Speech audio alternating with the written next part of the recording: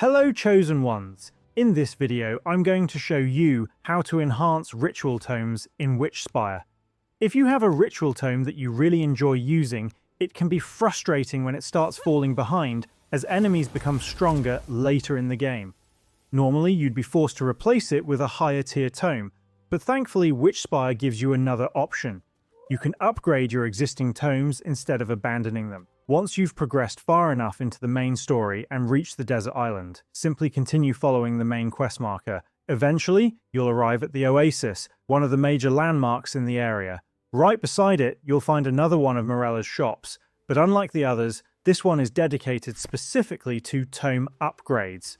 This shop allows you to enhance your ritual tomes, including ones crafted during the early game, letting them scale to much higher levels so they remain viable even against tougher late-game enemies.